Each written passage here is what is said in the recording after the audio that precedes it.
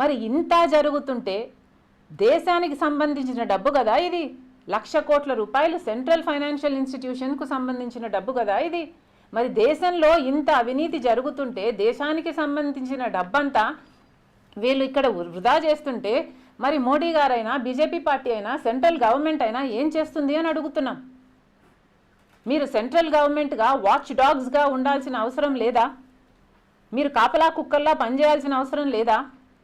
ఒక రాష్ట్రంలో అవినీతి జరుగుతుంటే మీరు చూడాల్సిన అవసరం లేదా? ఎంక్వైరీ వేయాల్సిన అవసరం లేదా? పోనీ మీకు తెలియదా? మీకు ఇక్కడ అవినీతి జరుగుతుందని, కాళేశ్వరంలో అవినీతి జరుగుతుంది అని తెలియదా అని అనుకోవడానికి మీ మంత్రులే వస్తారు కదా. వాటర్ రిసోర్స్ మినిస్టర్ వచ్చి కాళేశ్వరం ప్రాజెక్టుని ఒక ఏటీఎంలా వాడుకుంటున్నాడు కేసీఆర్ గారు అని ఆయన చెప్తాడు. నిర్మలా సీతారామన్ వచ్చి అసలు దీనికి ఫైనాన్షియల్ వయబిలిటీయే లేదు, ఇంత డబ్బులు తీసుకొచ్చారు, దీనికి డెట్ సర్వీసింగ్కి ఇంత కాస్ట్ అవుతుంది, అసలు దీని డెట్ సర్వీసింగ్ ఎంత విచిత్రం అనుకున్నారు, ఇది 1,00,000 కోట్ల రూపాయలు క్యాపిటల్ కాస్ట్ అయితే, దీని 1,20,000 కోట్ల రూపాయలు క్యాపిటల్ కాస్ట్ అయితే ప్రతి సంవత్సరము డెట్ సర్వీసింగ్కే దాదాపు 20,000 కోట్ల రూపాయలు మన ప్రభుత్వం అంటే తెలంగాణ ఖజానా నుంచి కట్టాల్సి ఉంది. సంవత్సరానికి ప్రతి సంవత్సరం 20,000 కోట్ల రూపాయలు ఈ కాళేశ్వరం ప్రాజెక్టు డెట్ సర్వీసింగ్కే పోతుంది.